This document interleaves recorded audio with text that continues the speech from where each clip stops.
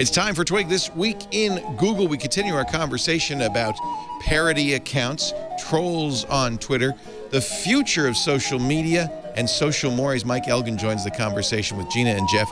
This Week in Google is next. Netcasts you love. From people you trust. This is Twit. Bandwidth for This Week in Google is provided by Cachefly. CACHEFLY.com. This is Twig, This Week in Google, episode 263, recorded August 20th, 2014. The Trouble with Trolls. This Week in Google is brought to you by Personal Capital. With Personal Capital, you'll finally have all your financial life in one place and get a clear view of everything you own. Best of all, it's free. To sign up, go to personalcapital.com/twig. It's time for Twig This Week in Google, the show that covers Google, the cloud, the Googleverse. Gina Trapani is back. I hasten to say that, so you won't tune out because of a bunch of guys. Hello, glad to be back. Good to have but you you're back. you're good guys though. Oh, Gina, we botched the changelog so badly last week. Oh boy. Aw. Well, I still got a job. That's good. You are more than have a job. You have our job. Yep. Jeff Jarvis and I are just going to sit back and let you do the show. Mm-hmm. Jeff Jarvis is here, University of New York, CUNY, they call it, on Times Square. He's in his Our new office. students are here. Got to brainwash them today. That was fun. Beginning of the school year. Mm-hmm. That's exciting. Gina, you have new art behind you. Oh yeah, I'm in the other conference room that has wired internet because I wanted Skype to behave. Ooh. So yeah, I guess. Oh no, I'm going in front of it. Yeah, what do you like think? that. I like pretty that. cool painting. Yeah. Whoa. Yeah. Local Whoa, it's a Brooklyn little, artist. Yeah. Hmm. My whiteboard's looking a little yellow though, so I don't know. Wait a minute. Look who else is here. Mike Elgan, our news director from I was just using the table. I didn't know I was going to be on the show. I was sitting at the table and the show broke out. Mike is here actually because you were writing a little bit about trolls. Yes. And Jeff wanted to, I think it was Jeff wanted to talk about your article. Yes. I said, well, let's get Mike on the show. He is just across the way. And I think Jeff and I both probably, I'm guessing on Jeff's part, but I know on my part that we want to talk about the troll, right to be forgotten, terrorist video nexus, and how all those things are combined and work together. Oh, God. So Please. This is going to be a depressing show. Before we do that, let's just get a little device catch up, because before the show, Gina was wondering, Jeff, how the experiment is going. 2 experiments Jeff's engaged in. One, no computer, Chromebook only, and that's still in effect, right? That's still doing fine. I was fearing 10 minutes ago that I was going to have to go out and get an Apple because we had no sound, and then I realized that I hadn't plugged my mic in. So. Well, that does help. Okay.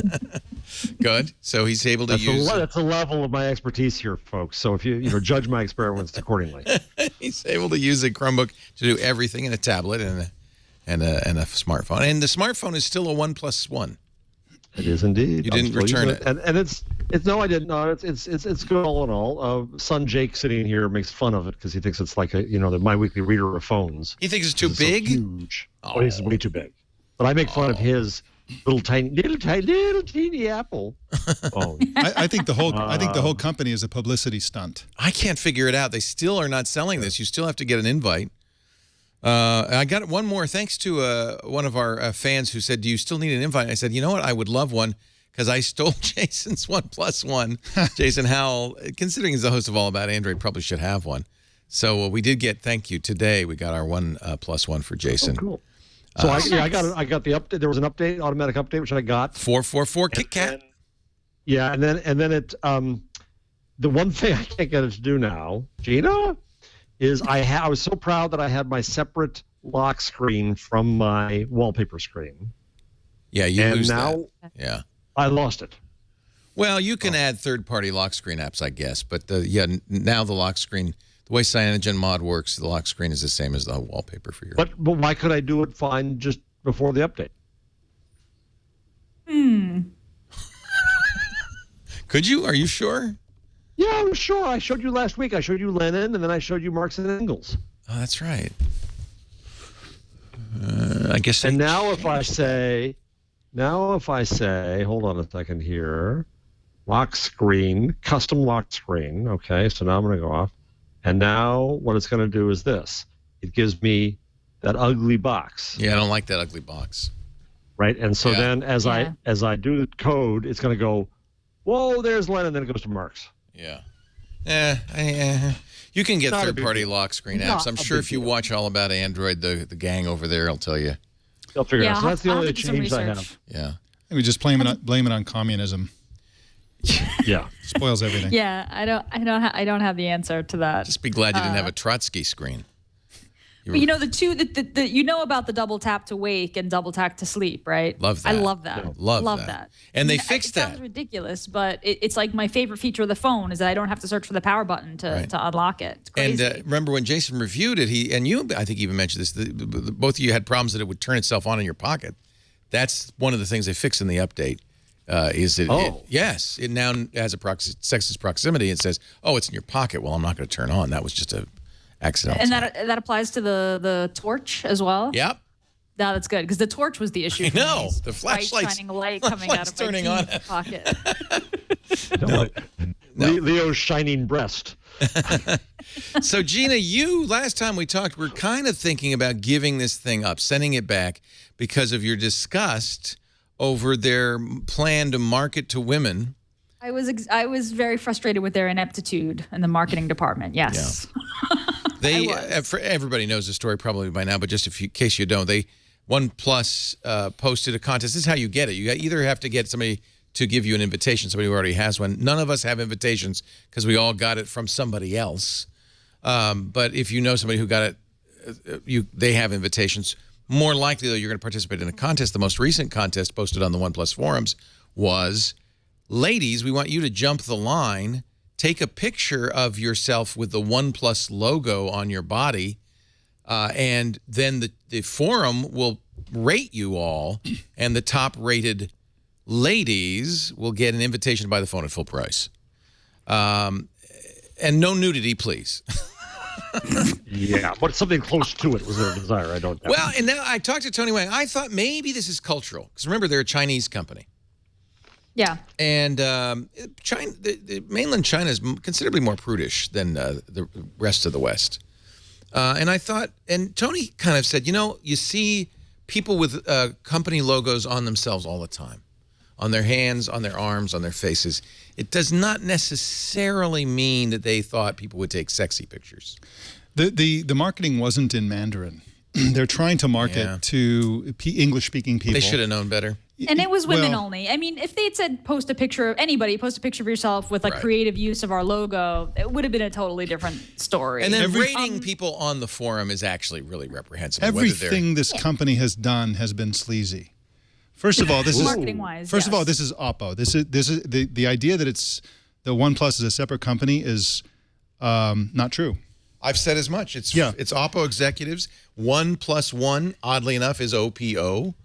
And basically they said, oh, we're going to do a fresh new start. We're going to launch this new company, and then it turned out that their domain name is owned by the company. Right. It turned out that the sole owner is Oppo, and then they said, oh, no. There's two Oppos. There's Oppo, the investment company, and Oppo, the mobile company. Might be. And no, it's not true. But the investment company supposedly owns both companies or invested in both companies. But I can't find any evidence for that. And there's tons of evidence that, in fact, it's the same company. So they pretty much lied about that as far as I can tell. Then their first big marketing stunt was that they said, okay, smash your old phone. Right. And people misunderstood, and they started smashing their phones expecting to be put on the list for an invitation. But that's not how the contest worked. You had to get the invitation first, and then you had to smash the phone. It was dangerous, environmentally insensitive, and just wasteful and horrible.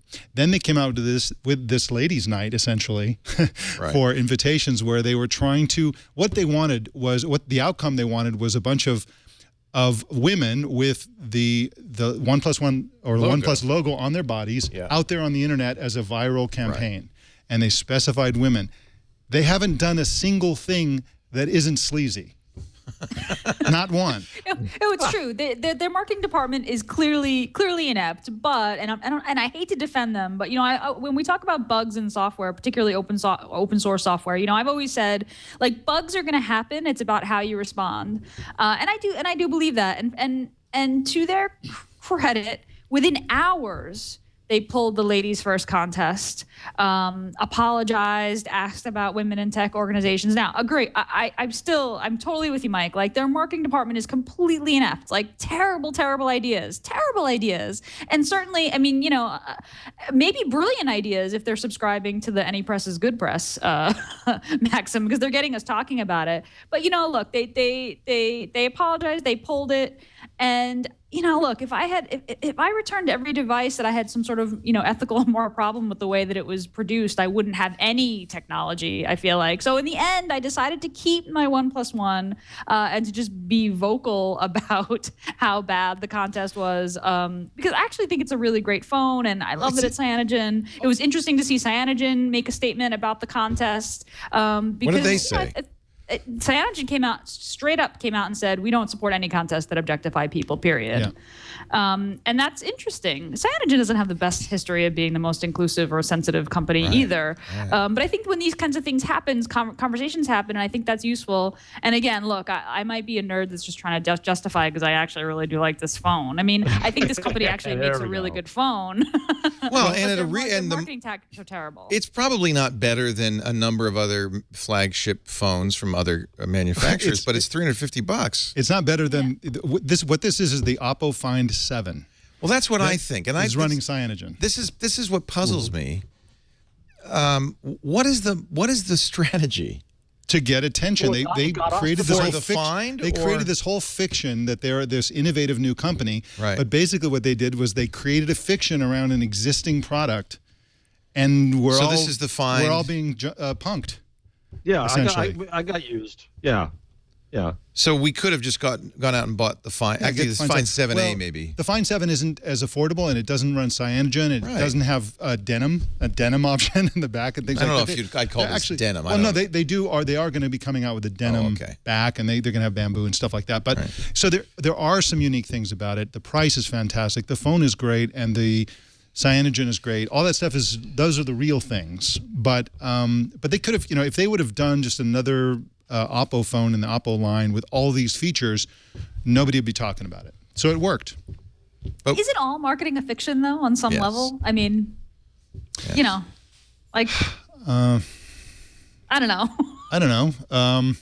Not like this. I mean, this is it's bad marketing when people catch you lying, or they catch you doing stuff that's offensive, or that's bad marketing. So if you're going to, yes, publicity stunts are great, viral campaigns are great, but don't blow it like this. I still don't get what the angle is.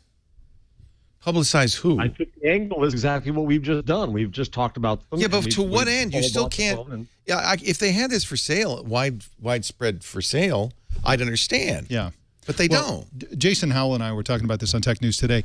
Just say this is the best phone for under $300, and we'll all buy it. It really is the best phone you can get for under $300, as far as I know. It is. And you don't need sexist contests and smashing phones and things like that. You don't need that. But if they're losing money on it, then they're not going to come out with this broadly at this price. So there's another trick to irritate you probably coming. Yeah. Which is what they say ran out.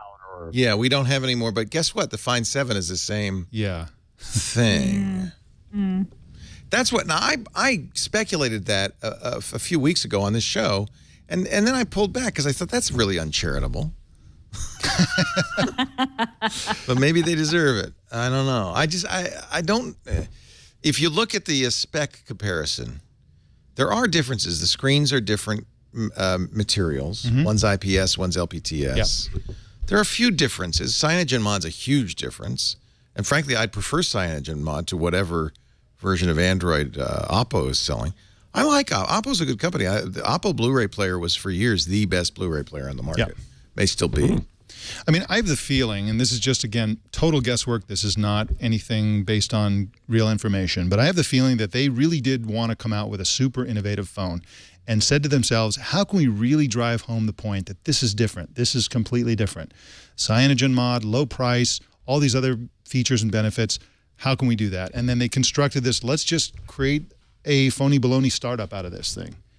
But I mean, that's just at some point they're going to need to sell it, or there's no. Then there's no point to any of this. Yeah. They need to sell it in a widespread fashion. Yeah. And I know. or you could let's go crazy. If I were Adam Curry, I'd say this is remember Oppo's a Chinese company. Yep. For all we know, could be run by the Chinese government or have influenced by the Chinese military. Maybe this is just a great spy device, and we are all using it. Mm-hmm. We just want to get into CUNY. It could be the only device that the Chinese government isn't using to spy on us. You never know. We have just another fan. Okay, we're going to do it again. Another fan has offered us the new phone from who was it, Jason? Xiaomi. Xiaomi. So nice to have him right there, isn't it? Xiaomi 4. So we're going to get one of those. That's the company Hugo Barra went to. Yep. Also Chinese government run. Actually, this one's actually owned by the military, I believe. Yeah, the Chinese government loves Apple. I'm very curious what's going on here. It's wonderful. It's a great mystery. But you know what? It's also a great phone, and now everybody I know has one. I want the denim one. I'm holding out for the denim. I'm holding out. I'll tell you what. I'll give you this one when the X Plus 1 comes out. Okay. September 4th, Motorola has an event, and I suspect Lenovo does not yet own Motorola. That's correct. It's still Google. Right. So this is your last chance to get a Google Motorola phone, September 4th. They'll probably ship the 360 and the X Plus 1 or whatever they call it, or announce it. And I presume ships soon because the iPhone comes out 5 days later. So you better really hustle. And they said that for those who went to Google I/O, you have until September 5th to send in your address for getting the 3. So they're probably going to start shipping on the 5th or the 6th or something like that for the Moto 360. Oh, that's a good little one. Yeah. So you're going to get one, right? You're all going to get one. You've all weird. I was very happy to fill out that form, my shipping address. Yes, people have been complaining. I didn't notice it until people complained about the black bar at the bottom of the 360. Well, it's just the screen doesn't go. The screen needs a electronic base to throw up all those pixels. I want to thank you for pointing it out. Now I can't appreciate the thing at all. I ruined it for you. Wait. The black bar at the bottom of what? The Moto 360, the screen doesn't go to the bottom. See that? Oh, that's all I can see. It's Elgan's fault. Sorry. You are just raining on our parade. I thought it was just that screen. Cannot unsee. Like I mean, yeah, you can see it on all the screens. There's. How did no one notice that before? Well, apparently people did, I just not because mostly they use this shot, which is a black face, so you don't see it. Right, you can see it's even there. I think the illusion is close enough, and I don't know. I don't think it's going to bug people in the end. This is horrible, you guys. He's trolling us. He's the troll. That's not true. We're going to get into the definition of troll. That's not trolling. That's called annoying you. It's called telling the truth. Well, I still want one. And actually, it might be Gruber that was the one that first brought it to my attention because he said it looks like a flat tire. Now I really can't unsee it. Of course, Gruber's up. Thank you, Gruber. Yeah. Hello, Gruber. Gruber. Deflating everybody's tires. But the unspoken point that Gruber's making is that Apple would never do that, and they probably wouldn't. Oh, that's bogus. They would be so obsessed with every little detail they wouldn't have a black bar for. What are you going to do? There are limitations in the world. You got limitations. I'm holding out hoping that when that thing ships, that black bar isn't there. It's going to be there. Why does it have to be there, Mike? I read an explanation. It has something to do with when you have you can't have a completely bezel-less. You have to have some real estate at one edge of a screen like this, and you need a certain amount. So they wanted to make the watch as small as they could, and this was the compromise they came to. Whereas they need the screen electronics needs, a bit of it there at the bottom. That's a terrible explanation. There's a good explanation out there, but it's a technical. That's where the guts is. Technology. That's where the guts goes. I can't wait until Ron on All About Android talk. We talk about this with him because he's been all about the round screen. Yeah, he didn't notice either. He didn't know. I can't wait. So did I specify like that? the opposite of the glass video. So painful. All right, class. Of course, this is a Louis C.K. moment.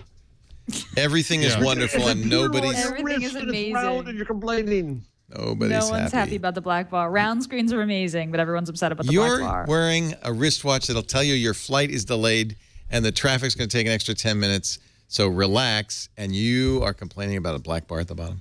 Come on. You didn't even know that round screens existed, and now you're upset about a black bar. Okay. Mike Elgan, who continues to write for what? What are you showing? This is the original post. There's a close-up showing in the black mode where it's been enhanced. And it just said enhance. And anyway. So you actually posted this on Google Plus months ago. 4 months ago. Yeah. Show off. Yeah. Oh, that's why Mike makes a big fuss. That's why everyone hates me, because I am the bearer of bad news. So Mike writes for Computer World in his his copious free time. He has none. I don't know when 4 in the morning he's writing these articles, I think. And on August 16th, you did a piece called "The Trouble with Trolls and How to Beat Them." We all know the trolling problem is serious. We've actually spoken about it twice on the last 2 episodes of This Week in Google. Gina talked about issues people were having with being harassed on Twitter and the lack of interest Twitter had in fixing the problem. Until it was a celebrity. Until it was Zelda Williams, Robin Williams' daughter, and now, now it's a problem. But I don't know. I mean, they're saying they're making the right noises out of their mouth, but I don't know if there's an easy fix for this. Last week we talked about collaborative filters as a possible solution, or perhaps adding a feature that you could say, I don't want to hear from anybody whose account is less than a month old or whatever. Twitter's a particularly problematic place because of the nature of Twitter. And Jeff, you've been bitching about Professor Jeff Jarvis. You didn't have to say his name, did you? I looked at the account. I don't understand how anybody could think that was you. The guy's wearing a beer hat. Here's the case. Here's the case. No, here's the case. Well, people put up silly pictures on Twitter, pictures. So it is my name. I can't imagine you doing that. It shouldn't be your name, I agree. It is my name, and that is the problem. And so, out of nowhere, he went on and attacked Nassim Taleb, who's a very prominent author and economist. I've met him. I have mutual friends. He attacks him. Now, you don't expect Taleb to have to stop and do a textual and biographical analysis of who this is. Well, somebody with his name is coming in and is attacking, and Taleb goes back at him, and everybody laughs because, he's attacking the troll like he's real, right? So Taleb thinks it's friggin' me. He's using my name. And I finally had it. I've lived this for 2.5 years because, if I went after him and say, Jarvis is a big funny guy, no sense of humor. I lived with him for 2.5 years. The guy's had his fun. Enough. I might disagree a little bit. I understand how upset you are. And he trolls someone else, and that person believes it's me. Yeah. That affects my reputation. I've had it. But, I mean, the internet does require a little bit of... If you go to his site, his thing, he's wearing a beer hat, and his highlighted tweet is the Sermon on the Mount was the first TED Talk. It's a jokey parody site. Leo. No, wait. You just did more research than he should have to do. In his Twitter feed comes this tweet. That's what he sees. The tweet is calling him horrible things, and he responds to that tweet. He should not be expected to have to do any further research than that. Period. I understand that point. But on the other hand, I also understand why Twitter might say, parody is allowed. Do you expect Twitter to delete parody accounts?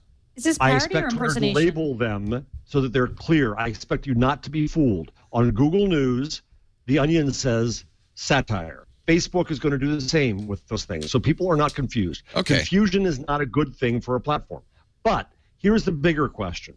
So that's trivial. Compared to what Robin Williams' family went through, compared to everything that's going on right now, trivial as hell. What it reveals to me, though, so I'll make that clear, I'm not comparing myself in this to anything like that. And the guy says he's going to change the name. I just wonder when. He is a hyper-local thinkfluencer. Leo, please don't. You read that? It's funny. It's like it's clearly parody. But Leo, but you're giving him you're giving him more attention. Thank you very much. B, that again requires that you go to the effort. Somebody just attacked you. What are you going to do? Sit back and say, "Let me find out who this is." No, actually, what I do is I immediately block them. But but this guy responded. Everybody, and I do. You know what? Actually, wait a minute. I take it back. When somebody attacks me, I do go to their account. I see how many followers they have, how long they've been around, whether they have a picture. I look to see if it's. I actually do this. I read previous tweets to see if this is a general pattern, or if in fact. I don't think that's weird. I think that's called the internet. Well, Welcome to the internet. Aren't we saying we got to teach people critical thinking? Then I think that puts a too low a standard. But now I'll go up in the altitude. So, and this we'll get to Mike's points.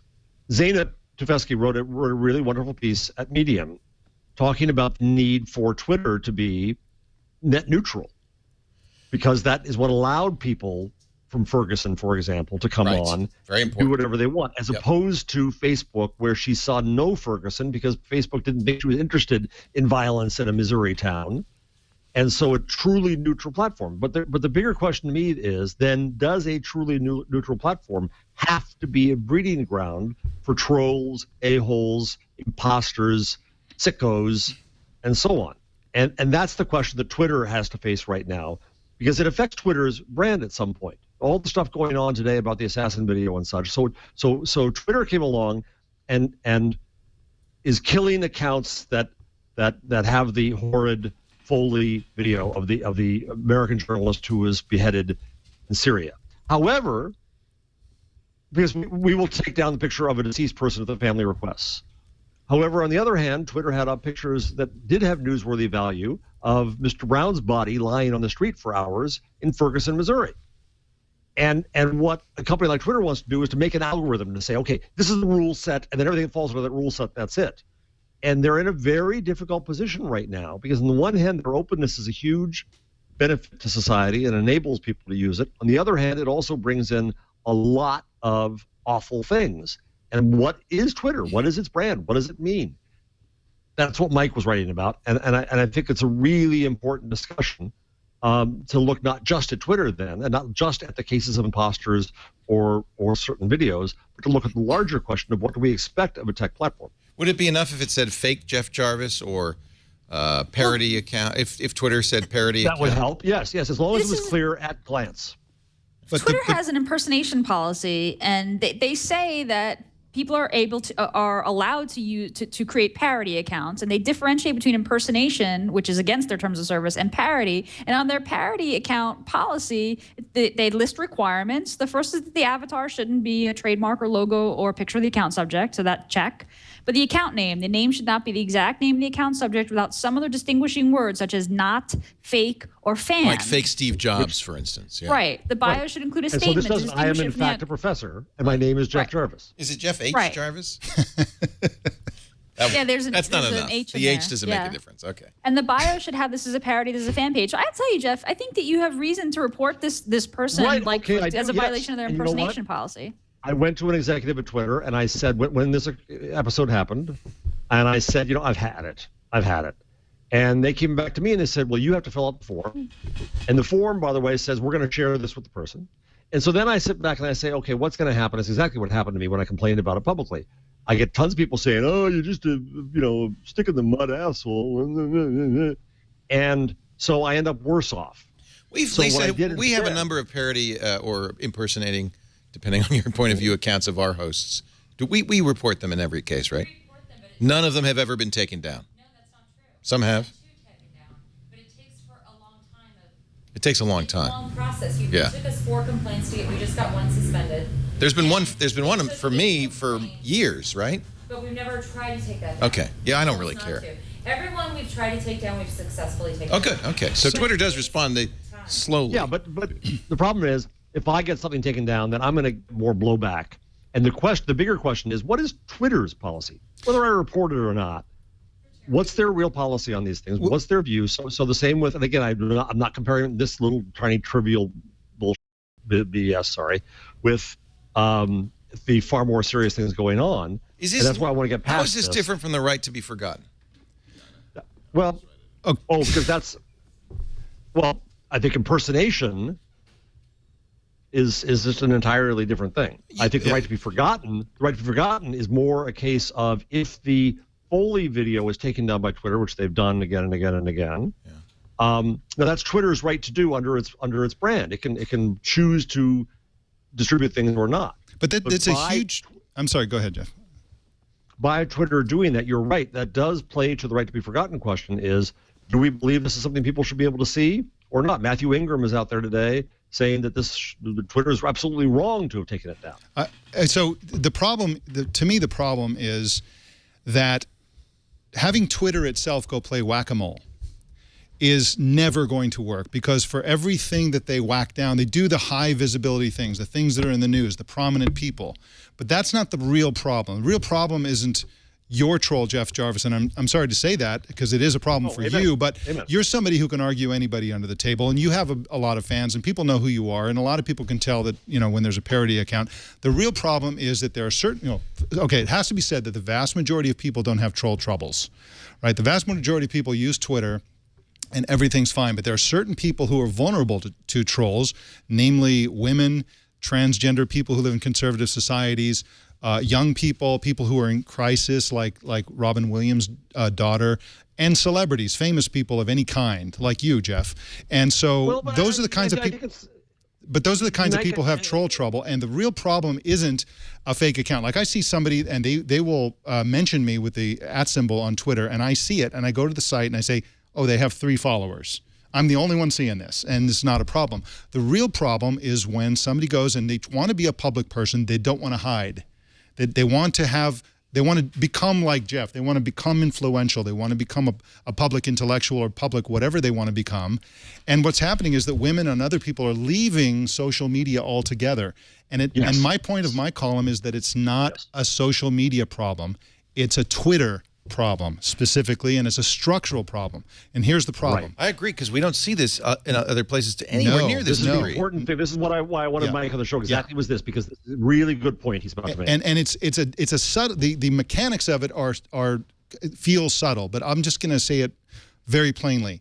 On a site like Google+, which is probably the best site for controlling trolls, Facebook is pretty good too, and you compare that against Twitter, on Google+, you control the conversation that results from your posts.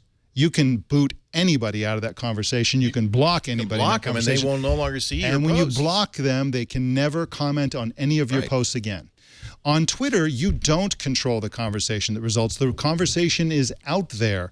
It's a difference between having a cocktail party in your home with invited guests on the one hand, and having a big scream fest and shouting match across the street and across the neighborhoods on the other. In the one case you can control it, in the other you can't. Remember when Google forced YouTube users to use a Google Plus login? The YouTube community was flipping out, and I had a lot of arguments about how great the troll control was on Google Plus. And to make my point, I went to the biggest troll I could find on YouTube, and I said, I want all the trolls to come to my account and try to troll me on this message. And I can promise every single person reading this, there will be no trolls on this message board, not one. And there isn't. It's still there, 381 messages. You just go through them and block the ones. Yeah, nobody even dared, because they know. I'll just block them. What's the point? I mean, it's so easy to do. And when you block somebody, you block them forever. And that's a structural problem with Twitter. And so it's really my message to everybody out there who feels like you've been trolled. I mean, it can be horrible to be trolled, especially if you don't have the scar tissue that we have. It takes years to develop that kind of resistance to these kinds of attacks. Don't leave social media. Just leave Twitter. Amen. Because Twitter doesn't have a solution. This is. I think this was a really, really good point. And interestingly, Jonathan Zunger, who's the architect of Google Plus, came into one of the discussions and said that that's absolutely right. And a key difference, and I've urged him to come in and have to say more about this. We've exchanged emails. We haven't had the discussion yet. But here's the question, Mike. Is Twitter doomed by its very architecture to be the breeding ground of trolls, imposters, bozos, etc.? I don't think so, because, again, the vast majority of users aren't really affected. They don't care that much. But Gina, do you agree with that proposition? Because when you've defended women who've been abused on Twitter, it's not about famous people. It's about people who maybe have one stalker, one horrible person going after them. It's not about fame in that case. It's about a platform for abuse, right? Yeah, I mean, I was just reading about, just before the show started, Zoe Quinn, who's a game designer going through an ugly and bitter, breakup with a bitter ex-boyfriend who has, brought the Reddit masses after her. They're doxing her. They're posting personal photos and personal chats. All these guys are calling her, slut and whore and worse, and going to her coworkers and basically tarnishing her professional career, right? And this is somebody who I guess has a little bit of fame within a sub community, but like we're all a little bit famous if we're, if we speak up within our professional circle. I mean, you kind of have to define, what famous means, and there's a much lower bar now than there was. And she, it's affecting her professional life because she spoke out, that she's outspoken on these networks. And I don't think that everybody is, but yeah, I mean, this is the thing that annoyed me about Twitter's reaction is like when it's a celebrity complaining, they immediately, had a response. But when it was regular people whose names weren't recognizable, pounding that Ask Costello hashtag that day he did the CNN sit down after the quarterly earnings report, there was no response. I should say there was no response. Dick did tweet the next day that he was meeting with his team of, the folks who take care of these abuse complaints. And, and I get the whack-a-mole argument, but you know what? These companies spend so much time and put so much tech into preventing things like spam. And I would just like to see that same sort of work and energy and thought go into dealing with abuse. And this question about Twitter is similar to the question that we had about Reddit when Violent Acres was outed. The troll who made that, the subreddit with the, and Reddit said, oh, we're just a platform, we don't police what people say. And it's kind of the same argument. Do I think, so you asked, is the platform doomed, like as a consumer product? Probably not. Doomed. No, I don't mean that. Is it doomed? Is it doomed to have bozos and a-holes because of the structure, because of its architecture? Because of the architecture. And let's also acknowledge that in Zainab's piece, she argues that Twitter being open and giving the publisher control is what allowed Ferguson to bubble up and trend where it couldn't on Facebook, and probably couldn't on Google Plus would be the argument as well. So is Twitter's openness, which is an important asset, doom it to also be sleazy and scummed up all the time? Let me ask this question. I think Twitter could build in better moderation tools, and they haven't.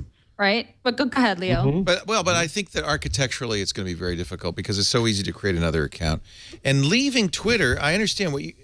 Am I misunderstanding? You're saying, well, just don't participate on Twitter. You can still use Facebook and Google Plus, but it's still going to happen on Twitter. And if other people are reading it, it's like me blocking it on Twitter. I don't see it, but it doesn't mean it goes away. Nothing's perfect. And just I want to quickly address Gina's point before I address yours. You can't moderate a conversation that isn't yours.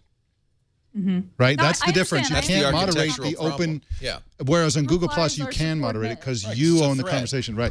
Replies are subordinate to the post. On tweets, they're not. Yep. Right. Yep. But that's just not how Twitter works and never will be. But more to your point, if you want to go from having a small number of people that you influence and that you engage with to a large number, where do you do that? If you do it on Google Plus and you're active with the blocking and muting tools and the flagging and all the other tools that they have, you will grow this big community that is that is very easily 100% troll free, and the Twitter will forget about you for the most part. I can't guarantee that. Of course, people can take things to Twitter, but they're not going to be.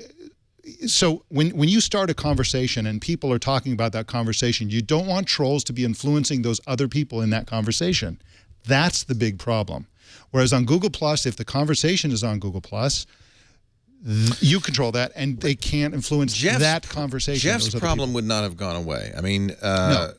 Jeff not being on Twitter would not make any difference. No. In his it would have, right? Because the parody wouldn't be as funny if Jeff wasn't. The parody is supposedly making fun of what Jeff does on Twitter. If Jeff wasn't doing anything on Twitter, if he didn't have that presence, there'd be nothing to make fun of. And so what I've done since Saturday, I almost stopped tweeting.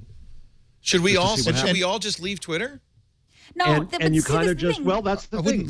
On one hand, I think, oh my God, I've got 140,000 followers. On the other hand, I think I used to write for TV Guide. They had 25 million readers. But what's the big deal? Leaving Jeff, Twitter is not the solution. It's like saying, I can't get legally married in the United States, so I should just move to Canada. Or I don't like paying for health insurance, so I should move someplace. And that's crazy. That's not the solution. That doesn't mean that the problems aren't legitimate, and it puts the onus to change on the person who's been victimized, right? And that just gives the abusers and the trolls more power. Would that be a reason to leave? Would that be a reason to leave Saudi Arabia, for example?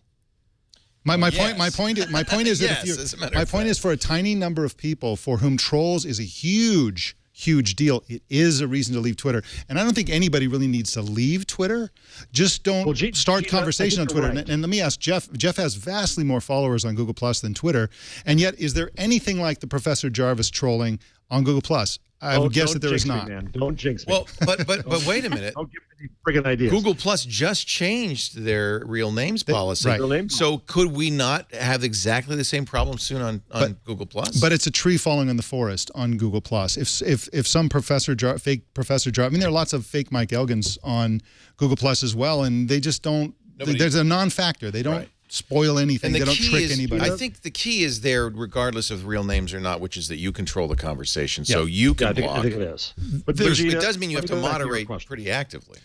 Yeah, and it's totally worth it. And by and the it's way, fun too. Aren't there trolls in blog comments? I mean, Google Plus. My Google Plus conversations are far better than any conversations I have anywhere else. But you control the conversation on blog even more. But people come in and there's more trolling in there.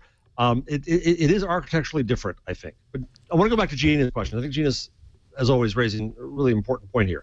So, Gina, I agree with you that and I said this about advertising this week when Ethan Zuckerman wrote about this, wants to give up because it's ruined the net. It was the original sin of the net. I agree with you that the reflex should not be to just give up on things. It should be to fix them. What I'm asking is it possible to fix Twitter? Is it possible? You've talked about some moderation tools that would help, but basically what those tools do is just try to give less attention to the people who are still there, which is Leo's point. And those people are still getting attention. I blocked probably 100 people this weekend because I just said anybody who retweets or praises this guy, I'm blocking. I don't care who you are.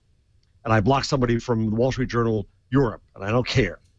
And I just blocked them all. Yeah, and it felt pretty good. It makes your Twitter experience a lot better, but they're still there. Yeah, but your point is they're still doing what they're doing. Yeah, it's just you putting your own head in the sand. I don't know. I like Twitter a lot better after having blocked all that stuff. I don't see it. I don't care. This isn't an impossible problem to solve. Like in an industry that prides itself on innovation and disruption, it's so weird that folks are just so willing to be like, oh, whack-a-mole, never going to win that game. We can't fix this. So, I mean, I think like the way that Google Plus fixes it is that comments are subordinate to posts. So let's just get crazy and consider Twitter. So now when you view a tweet of mine that has a bunch of replies, the replies show up on that same page, right? So it wouldn't be crazy for Twitter to say if a tweet is in reply to another post, maybe we consider giving the original poster rights to delete or mute or downvote or something that reply. I know that this is very this is maybe some people would think that this is a terrible change to the basis of Twitter's architecture, but someone could mention me and I wouldn't have any control over. They can talk about me, but if they're talking to me, maybe I have more control over what shows up on the page, which of my tweet. That's just one example. I'm not saying that this is the solution. I just think that there are things that we could think about. I mean, Twitter is totally changing the timeline right now because they're prioritizing advertisers and business value. It's just that they haven't prioritized this problem, and that's interesting to me. But I would take issue with that, Gina, because what you're saying is there's no need to leave Twitter because they could fix this,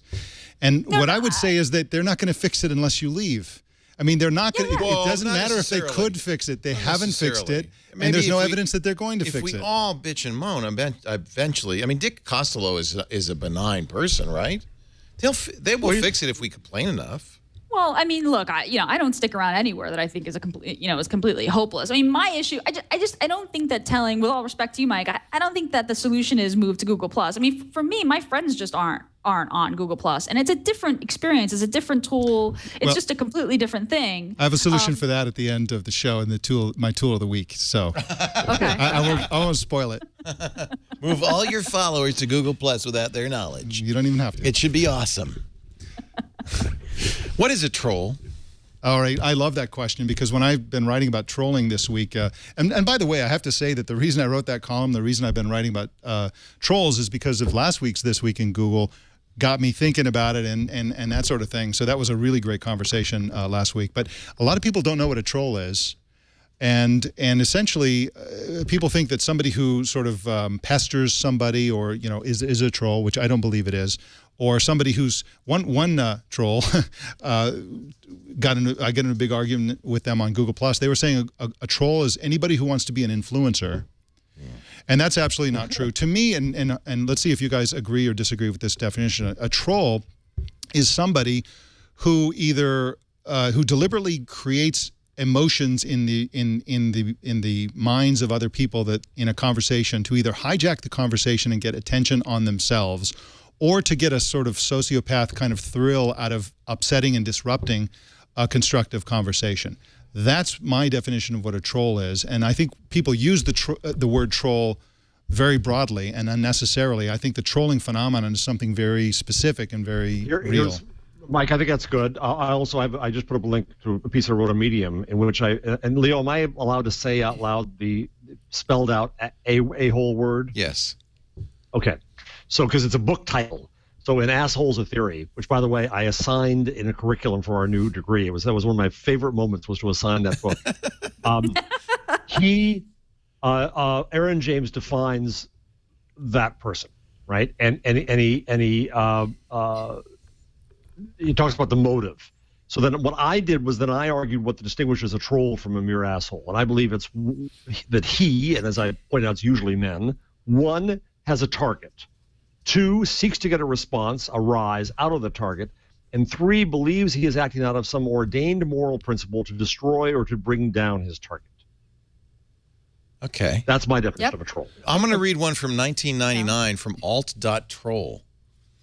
This has been going on for so long on Usenet that they actually have alt.troll, and this is a definition. What is trolling? The use of the word trolling comes from the fishing technique where a baited hook, this actually might be useful to understanding this, is dragged through the water in an attempt to attract or catch a fish.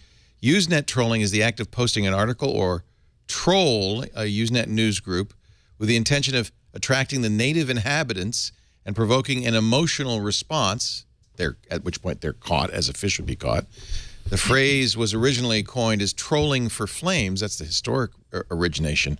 The poster's intention was to incite a flame war, which I think is actually really more to the point. I don't want to impute an intent on a troll except that they get off in some way on the resulting carnage. They've made a difference.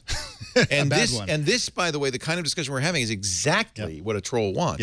So here's the definition of troll from alt.troll. It's convenient that the word troll has multiple meanings. Aside from the fishing example above, troll is also the name, obviously, of a mythical creature, generally thought of as ugly, fat, cantankerous, wart-covered, smelly, and completely unlikable. That's a troll. Since trolling is thought of as a detestable and unsavory activity performed by loathsome, contemptible hooligans, I think that's another good way. I like sociopaths. Yeah, the name troll fits them quite well. There are 2 troll species. Those with overactive minds constantly seek out new sources of mental stimuli. I say they want negative attention. I would even go further and say that there are some trolls who don't know that they're trolls. Oh, many trolls do not know that. And then there are those who are permanently disgruntled or physically shortchanged in some way and seek out ways to compensate for their shortcomings through vicious personal attacks against others in order to achieve a mental erection. Wow. That was, I was going to say there was a more, I think that's the most distinct I've heard. The 90s was a crazy time, man. remember this is not new to the internet. These kinds of flame wars and trolling started with Usenet. Yeah. Well, I remember we talked about a study a couple months ago here, and I put up the link on the rundown chat from February, in which the most succinct definition of a troll you can possibly find is a sadist. Right. Mm-hmm. It came down to that ultimately they were sadists. To wit, they got pleasure out of causing others pain. Yeah. And if you look at what happened to Zelda Williams, that's precisely what happened. That's precisely what happened. It's somebody got pleasure out of knowing that they were causing extreme pain. Their only interest in her was that she was vulnerable to having pain inflicted upon her. Right. Yes. It's a really, And interesting problem. I don't know what the answer is. Google Plus. I always said Your answer to everything is Google Plus. Works for me. it is. And a pizza For oven. me. But again, I think Jeff is a perfect. Jeff is so prolific on Twitter, and yet where is the trolling on Google Plus? So Jeff has these amazing conversations on Google Plus. There's plenty of trolling on Google Plus. Yeah, but it doesn't. It's But you a can get rid of it. non-factor. You can delete it. But the people who he's interacting with are not seeing that trolling. That's the difference. And Mike's saying another point is that there are platforms where you don't bother. That was Mike's real point of this experiment. I have a different It wasn't experience. worth I had a bothering. troll on Google Plus, deleted and blocked. The person was able to make new accounts, to repost, to get others to repost. It turns out, even if you delete and block a post, the link is a permalink, so he was able to recover that. If you're persistent, you probably can. Now, whether they get any traction is another matter. I think you're right. It's difficult to get traction on Google Plus. If someone on Google Plus writes about you, Leo, not replies, but writes about you, to the way that someone might on control Twitter might that. mention you, you can't control that, right? We're back to the kind of the same. The main difference between Google Plus and Twitter, correct me if I'm wrong, is that you can delete comments on your posts. That's what Mike's there talking about. There are 3 or 4 differences. So one of them is you can delete comments, in which case if they check, they can see that the comment was deleted. You can flag comments, in which case the troll thinks that their message is still there, but nobody can see it. Oh, I like that. And they have and they have blocking and they have reporting, and Google tends to be more responsive to reporting than Twitter tends to be if you're not famous or a celebrity or if it's not something big in the news. And here's another one that I never hear anybody talking about. Let's say, for example, that Jeff Jarvis is not following me, and I have a troll who's targeting me on Twitter, and I want to contact Jeff, but he's not following me. So I send a public Twitter message. That's the only way for me to reach Jeff on Twitter. The trolls can see that I'm interacting with Jeff, and then they can go after Jeff, pretend to be me, do all kinds of trouble like that. On Google Plus, Which just happened today. Exactly happened today. I got it's- 5 Mike Elgan trolls coming after me this afternoon. really? Yeah, me too, Yep, on I did. Twitter. Yeah. I did. Wow. And I blocked them all. Yeah. So, but on By Google the way, Plus, that's all the same person. I'll point that out.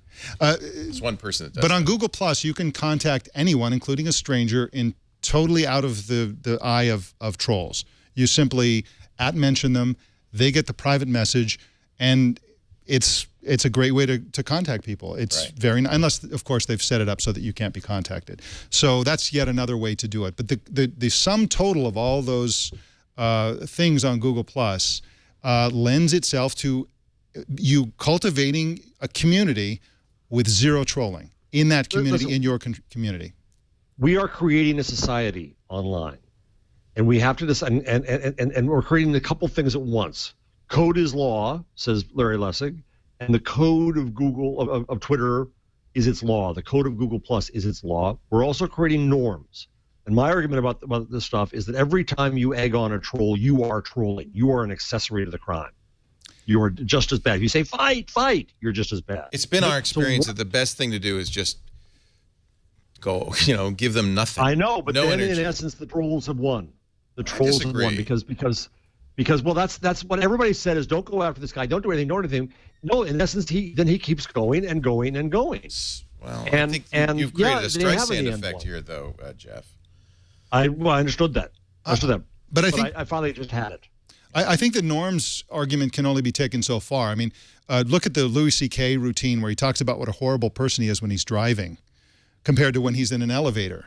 The situation will always, he's talking about how he's screaming like horrible things at people when he's driving, but, when you're standing right next to somebody, you'd never do that.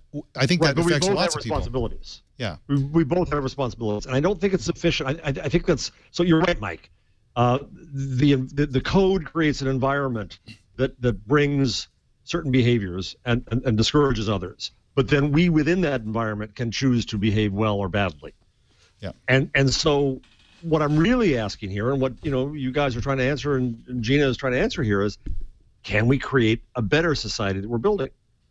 And or do we give up, or do we just say, the trolls are going to be there, and that's that, and people are going to be abused, and that's that. And not much we Well, can one do thing about it. we don't want for sure is internet community where there are no women participating because they can't participate safely, and that would be a horrific effect. no Is vulnerable people, no vulnerable people of any kind. Yeah, Right. and that's Zainab's point about Ferguson and Twitter is the fact that it was open, the fact that it couldn't be controlled by an algorithm, or the fact that it couldn't be controlled by other people, is what let Ferguson trend up to the point that it got on media. So I'm fully recognizing the value of Twitter being open, and it's a question I'm not answering. Does that doom it to be? Is that as a social network? Is it doomed to be antisocial? Yeah.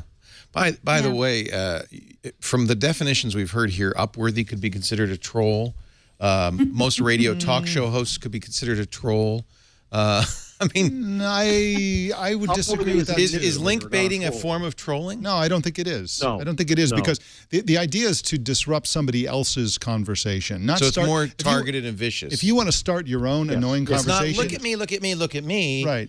It's disruption. If you set up an That's entire radio station that's all about screaming political, venom, then that's not, you're not disrupting anything. You're creating your own cesspool, right? But if you go into somebody else's constructive conversation, you wreck it deliberately. That's trolling. Yeah. Okay. It's a form of vandalism. Exactly what it is, for the same reason. As for the don't feed the trolls policy, like in my experience of what I've seen and what I've experienced, there are a few different types of trolling scenarios. One is the drive-by, which is 1 or 2 days, 1 or 2 or 3 days of one person just talking crap at you. That is straight up, do not feed the trolls, block, mute, whatever, walk away. I've had the long-term, literally it's been almost 9 years of that one person, and I've done that, like, don't feed the trolls, don't respond to him, never mention him, but he keeps going, and that's the one I don't have the solution for. But then you have this Zoe Quinn situation where you have, a bitter ex-boyfriend, awakening the mass, the sleeping giants of Reddit jerks who are now doxing, or the Adria Richards situation or the Kathy Sierra situation, where you just have this huge mass of people who are, creating accounts and using the network effect to attack someone, in a concentrated way. Those are the situations where I wish that, that the victim had better tools for reporting.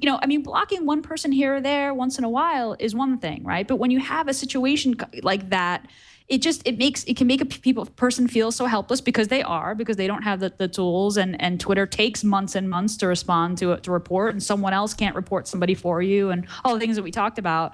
And that's where I just feel like if Twitter, Twitter needs to empower its users a little bit more. I don't have the answers, but I do think this is something that has to be addressed. And look, I love Twitter. I mean, it's definitely my social network of choice. So yeah, I want it to change, and that's why I'm not just saying, screw this, I'm going to go to Facebook or Google Plus, because I just don't, for whatever reason, I just don't feel, my people aren't there. I don't feel, I enjoy the community I built up on Twitter for whatever reason. If I thought that that there was no chance for change, and that the platform was doomed, I guess I would leave. I guess I'm just not there. The other thing I observe is that people in the public eye have had to deal with this forever. Going back to Louis XIV. Yeah. We're mad at him because he married his mistress instead of just keeping the mistress separate. Yeah. And poor Alec Baldwin, what he's gone through. Everybody who's in the public eye, and you kind of maybe even know you're making that deal. You may maybe not know how bad it's going to be, but you're making that deal. The belief is that you deserve anything you get if you're public. So what's happened here is just that the public eye is much, much broader than it ever was before. So normal people are now subject to the same kind of public invective, and it actually strikes home. I mean, if you're a nobody and nowhere, and nobody's going to write an article in the National Enquirer about you, and even if they did, it probably would just kind of die an instant death. But we're all a little internet famous all of a sudden. And it's personal. I could be at the park with my daughter, and my phone could be blowing up with horrible. Yeah. It's like, I could wake up first thing in the morning, and that's literally the first thing that I read on my phone. So we're all getting the Alec Baldwin treatment. Yeah, exactly. But so I don't know what that means, but I don't want to make this week in trolls. So, but can we move on a little bit, or you can all have one final thought? Why don't we do that? That's right. I just want to hear one summary. So Gina believes that things can get fixed, get better on Twitter. Mike, you kind of say move to Google Plus. Well, I don't say that. Actually, I think that Twitter is great for incoming information. It's just not a great place for somebody who wants to build a community of people and have great conversations. It's a lousy place to have conversations anyway because of the 140 character limitation. But if you want to do that, Google Plus is much better than Twitter. But I would never give up Twitter myself. I mean, I like getting the incoming stream. Yeah, and I'm not going to give up either. But I guess my one last question is, or point is, I presume this is the case, but I hope they're having discussions just like this there and grappling with it, because it does, in the end, I think this may be a reason Twitter isn't growing as fast as Wall Street wants it to grow. It's because some people are scared of it. Yeah. Yeah. What they're scared of is the bad people it brings out. And if Twitter doesn't, A, find a way to deal with that, while B, still being more open than either Facebook or Google Plus to enable Ferguson to trend up. That's the magic of Twitter. It could be lost. If it becomes a scary place of bozos, it could be lost. You know what I bet Wall Street's actually more scared of is the thing that we most value Twitter for is things like Ferguson, because that isn't not good for commercials. And really where Wall Street would like Twitter to go is somewhere that is a great place to put advertising. And I think, I don't know if you did that on purpose, but I think that's the place to talk about the terrorism video. Yeah. Which is that, do we want, is the ban on these videos, which, by the way, there have been horrible videos on Twitter for a long time, but now this is a famous case that involves an American, and now it's a problem. We're talking about the American journalist who was recently, like yesterday, beheaded by ISIS. And they posted a video, and those videos have been circulating. I've not looked at that video for obvious reasons. Right. I don't want to see it. Right. And yet it's a horrific story. Yeah. So Twitter's been pulling those videos down. No, they've been pulling down the accounts of people who posted the videos. They've been suspending people's accounts if they posted the video. See, they're good at that. This video was posted on YouTube, and YouTube pulled it. So if somebody tweeted a link to the YouTube video, right, this is what they're doing. You couldn't see the, even if you expanded the tweet and tried to play the video, you couldn't, because it's been pulled from YouTube. It's on all the video services. It's on all of them. It's everywhere now. After sharing a link to a news story about Foley's alleged killing, Dick Costello announced this morning that any users who shared images of the supposed execution would have their feeds frozen, not deleted. We've been actively suspending accounts as we discover them related to this graphic imagery. Images of, So it could be a still. Violates their so it could In be fact, people have been posting video. stills, as I understand. Now, meanwhile, in the UK, the police, the government, said it is a crime to link to the video. They said it's an act of terrorism. It is an act of terrorism. Link to so that is Matthew Ingram was going. There was a lot of disagreement about that. Is a pure definition of censorship. That is government forbidding some speech, and I think that even that goes too far. Mia Farrow tweeted, "Blackout on group that murdered James Foley. Don't share video. Give them nothing. Respect James Foley." She has a point. That's appropriate for her to do as a private citizen, but not for government agencies to do. Is that what you're saying? Right. And Twitter was also killing the ISIS accounts. There's an argument that says that, well, we should hear what they have to say so we can know how awful they are. I'm not taking a stand about that necessarily. These are tough decisions that Twitter has to make. And so it can't argue that, we have to wait for somebody else to report something to us. Twitter made the decision to take this down, to your point, Gina. Twitter made that, and they didn't wait for people to report accounts. They're doing it on their own. So where is Twitter's line now is a legitimate question. Well, I started getting afraid of this general area back when Facebook was caught doing experiments on their users. If you recall, they did a mood study to find out whether if people's news feeds were negative or positive, if they would turn around and themselves post things that are positive or negative accordingly. And they, in fact, found that it is contagious. Mood is contagious. And I started thinking, why are they testing that? Because they say that all their tests are all about improving the service. So are they contemplating the idea of adding to their algorithm a positivity filter that weeds out bad news or negative comments by your friends and family, by the way? Just remember that. Because you'll be happier. What's wrong with that?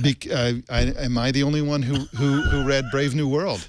I mean, it's Soma. Is this where they're going? Are we supposed, as citizens, if Twitter and Facebook is the new public square, are we as citizens supposed to just shut up and enjoy our bread and circuses and not be worried about all that more cat negative things? And just because it's bad for selling things, and or do they have a responsibility of some kind to present reality to a certain extent? It also has to be said that there's a value judgment here. There are lots of cultures where, for example, sexual imagery is far more upsetting than violence. violent imagery. In fact, if you even watch the Spanish language news in the United States, and you look at when they show a car accident, they just show it all. They just, they would never do that in the U.S. So there's a cultural difference between English-speaking Americans and Spanish-speaking Americans about how much violence is acceptable on the evening news. And so that's a value judgment that's being played there, and it's an interesting question. So are you asking whether Twitter's, just to push this too far, but that's what I do, is Twitter's motivation for taking down the video commercial? You bet. I'll say that is the question. Of course it is. So by the way, this is a great little anecdote. Ethan Zuckerman wrote this piece in The Atlantic about advertising being the web's original sin. I responded that it wasn't, but leave that to the side. In it, he told the anecdote that when he was at Tripod as one of the early employees, Ethan, they had a problem with advertisers not wanting to be on bad sites. So Ethan said, "I'm sorry, we had good motives," but that's when he invented the pop-up. Because it was that way the ad was not actually on the site with anal. It's why MySpace got. Let's be clear. This is why MySpace got beat by Facebook, because advertisers were very reluctant to advertise on MySpace because they weren't sure exactly what environment their ads would pop up in. Yeah. And let's also say that MySpace was for this is Dana Boyd's point. MySpace was more urban. Right. Facebook was far more wealthy and white. And as a result, people were disenfranchised for a while there because of that. Yeah. Well, I mean, if you're Twitter, you have a fiduciary, you're a publicly held company. You have a fiduciary responsibility to do what's best for the stockholders, which is to cultivate an environment that advertisers want to be on. Right? And a less cynical view is that Twitter is a product and Facebook is a product, and the product designers at those companies are creating a user experience. And they want that to be a good user experience, right? They want people to be happy and feel like it's a benefit for everybody. Yeah. Right. Exactly. Everybody's happy. And that's what brings in the advertising dollars. And that is the slipperiest of slopes. On the other hand, I am perfectly happy not to see images of beheadings in my Twitter stream. Yeah. I am too. There is a vast trove of things on Twitter right now that are not banned, which you don't want to see. Actually, Twitter is very free with porn, adult pictures, and all sorts of stuff that you could not see on Facebook. You wouldn't see on Instagram. But you also look at an account like Brown Moses, Plus, who's tracking Syria, and he put up pictures of corpses today. Yeah, because he's documenting a war. And haven't we criticized news organizations for not showing the bodies in a war, for sanitizing war footage? Right. I mean, are the citizens of a country that supports a military and sends people to war not supposed to know the realities of that? I mean, look at the effect of television on the Vietnam War and how that essentially is attributed the anti-war movement to a very large extent to the fact that we could see the realities of it much more clearly than we could in previous wars. Should they be mucking around with that sort of media citizenship, social movement kind of which is Dana's point. But now go to the other end of what we just had the conversation about. So now we have, this is I'm going to trivialize this badly, but I'm doing it for a point. ISIS is the ultimate of a troll, right? ISIS is trying to cause pain. That's their goal. Yeah. And so when you put up ISIS's picture, you serve their ends. When you put up the picture of the neighbor of Mr. Brown in Ferguson, you perhaps serve the Brown family's ends. And so trying to get context and motive in this discussion only complicates it more, but is relevant. That's, I think, a good distinction. Yeah. But it's you don't know whose end it is. Exactly. It could be quite the opposite. Here's the problem. I'm rereading Technopoly right now by Neil Postman, and I disagree with huge amounts of it, but it's, of course, beautifully written and very provocative. And he argues essentially that technology has no morals and replaces systems of morals. I'm oversimplifying. Don't get mad at me, Postman scholars like Jay Rosen.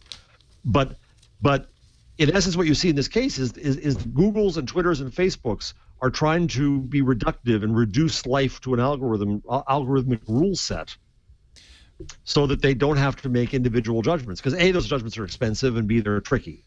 That's the main thing I'm coming away with, is how hard this is to do. I mean, we're dealing with primitive machines that aren't anything like actual humans at huge scale. I mean, like of course these systems are messed up because the technology isn't there, and because we try to make rules about how humans interact, and those are complex and fragile and differ across space and time, which in the internet's everywhere. I mean, there's a lot of tough decisions here. So do you think that if Mike Brown's family asked Twitter to not publish photos of him dead in the street, that they wouldn't have done the same thing? I don't know. Like, they didn't have the that's a good policy question. before. It's a new policy. And then if they were taken down at the Brown family's request, or if the Brown family said, we don't want you to put the video up in the store, or whatever the case may be, then would there be other cases that say, well, no, you're trying to sanitize the news in the world? Same exact argument. The video at the store, now that's a different, because the beheading video, you can argue that violates Twitter's terms of service around violent images, right? But the video at the store is not violent. So that's kind of a different thing. And to me, a video of a beheading is a lot more violent than a still of a body. I realize that these are extremely subjective, fuzzy lines. Yes. But it's, for what it's worth, I found the whole Ferguson thing has been so fascinating on Twitter. I found that if I had been gunned down, hashtag amazing. I saw media outlets changing the photos that they were using of Brown as a result of that. I mean, it was really incredible. I didn't even turn on the TV at all. I was just watching Twitter and live streams. By the way, that's how it should be handled. Yep. I feel very strongly that no organization should censor in any way, but should give individuals the tools to self-censor, to protect themselves. If it's a checkbox that says, I don't want to see beheading videos, there should be a checkbox. You can do that, and that's much more effective. You have control. You just showed that control, Gina, by saying, well, I'm not going to watch the TV news. I'm going to watch Twitter. That's Gina's point back to Twitter and trying to give better controls to the users. We just need to give the users the tools. Don't try to do it for us. No, we don't need censorship. We need tools. That's exactly right. Now, when the news of the existence of the video hit, I did a breaking news thing on Google+, and the vast majority of people talked about the news and talked about how horrible it was, and there was a big conversation about Islam and all that kind of stuff. But there was a minority of people who said, I don't want to even know about this. You're helping the terrorists by even posting this information. I didn't put a video there or a graphic picture of any kind. But the fact that I was reporting the news, some people felt that I was helping the terrorists, and I was even blocked by a couple of people. And that's how it should work. Right. Anybody who's... They get to choose. That's right. People should block me if they don't want to see the kinds of things I post. There are cases where the platform has to intervene.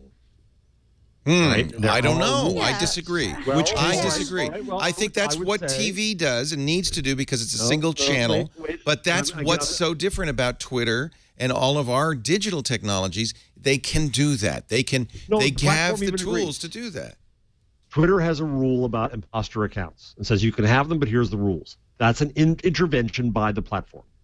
An intervention in order to make it clear, but they're not blocking those accounts. They're just saying you have to label it in such a way, right? If the account refused to change, they block it. I don't think that's inappropriate. I think that's saying you have to do these things so that people then can make an appropriate judgment. You want to empower the users. Ultimately, you want to empower the users. Yeah, that's principle one. I agree with that as principle one. Yeah. Sorry, Gina. No, go ahead, Jeff. That's what I was going to say. I mean, I think the helplessness issue is worse. I mean, that's the kind of the worst part of it when you're the victim of this situation. Not only that there's a threat or there's something that makes you feel bad. It's the feeling that you can't do anything about it. So empowerment is step one. But so go ahead, Jeff. What's the next from there? So I agree. First principle is that give the user more control. Absolutely agree.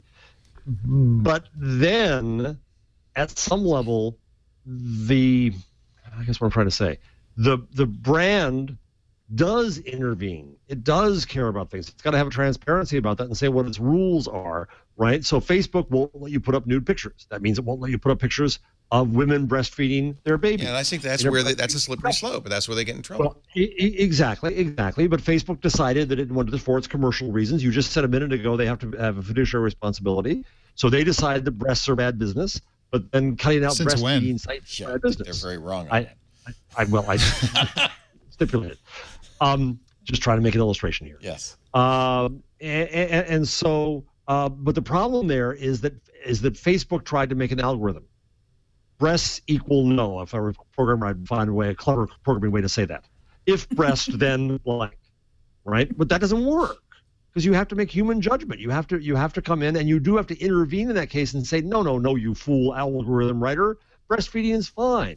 Now, I would also say breasts are fine, but put that aside because there's nothing wrong with the human body.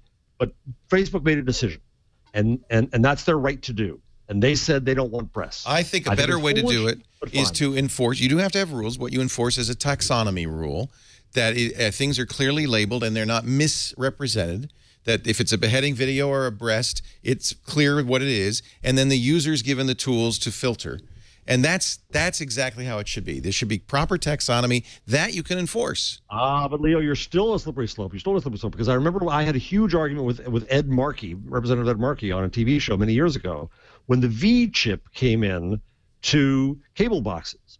Because the belief was that, of course, violence on cable and sex on cable was going to corrupt all of our youth because they're all a bunch of idiots and they're easily susceptible to this horrible influence. By the way, of mass culture the society. V chip has been implemented. You know that. It has been implemented, and it works really great. And it's fine. I can change my cable settings so that kids don't see various but things. Here's the issue: who decides what gets the scarlet letter? Yeah, and that alone is a decision that can affect.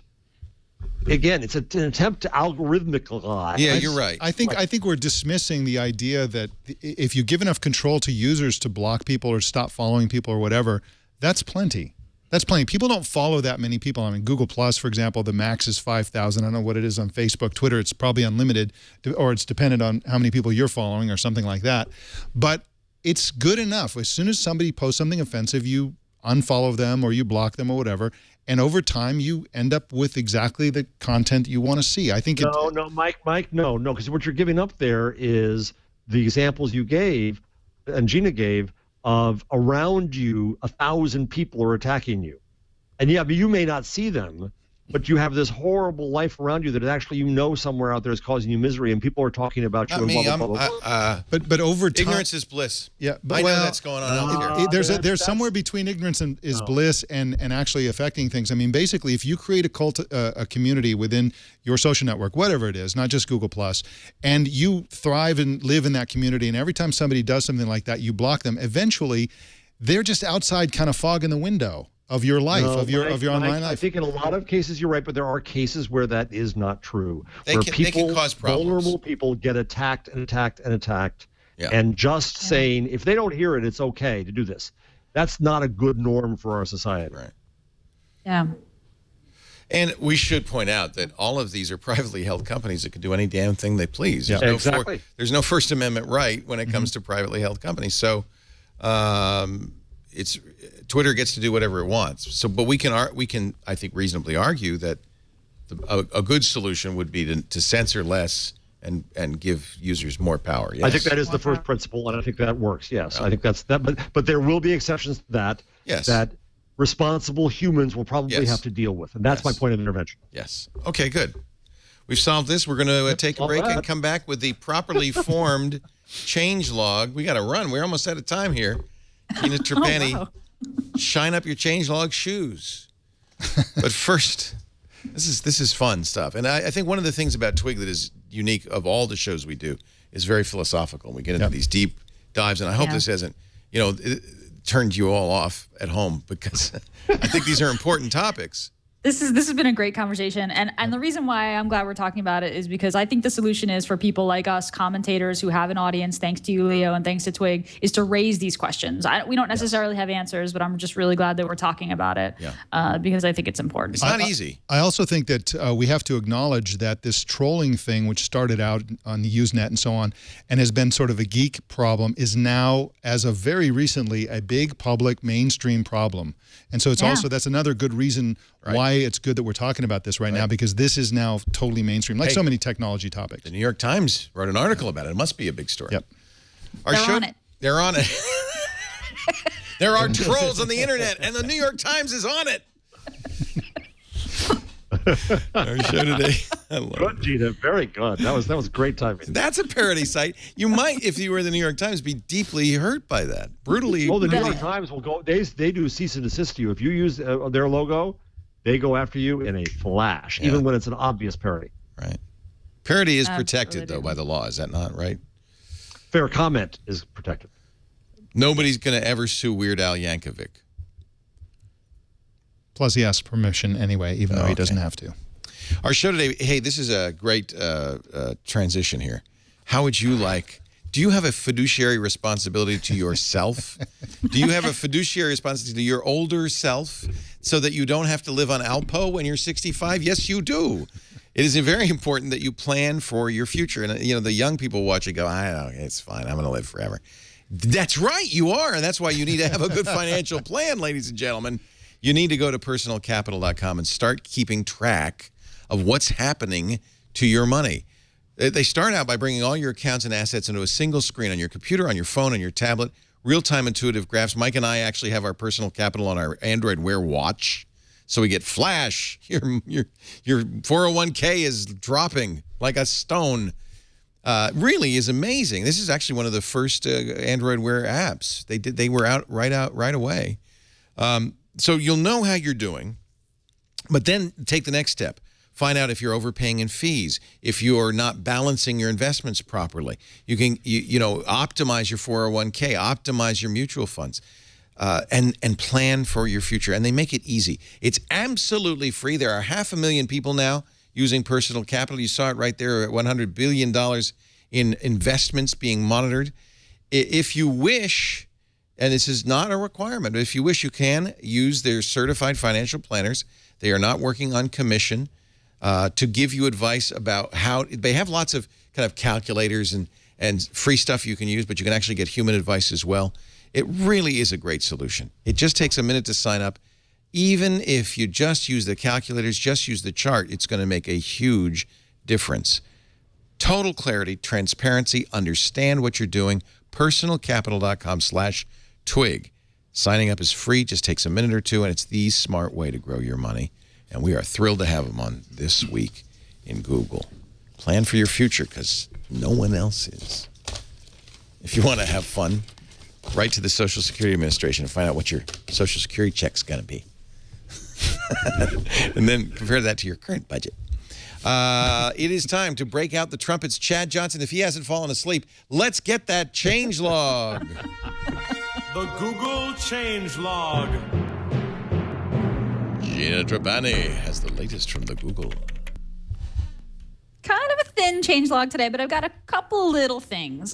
First, an improvement, yet another improvement to Google Now. If Google detects that your flight is delayed or canceled, Google Now will suggest alternate routes or flights from other airlines that will eventually get you where you need to go in their card. And Google Now will also show you things to do while your flight is delayed, according to Engadget. Those recommendations uses Field Trip to power that software. So we're going to start seeing Field Trip recommendations in Google Now as well, without having to install Field Trip. That, of course, is the local software that will point out points of interest and places to go nearby. So Google trying to keep you busy while your flight is delayed.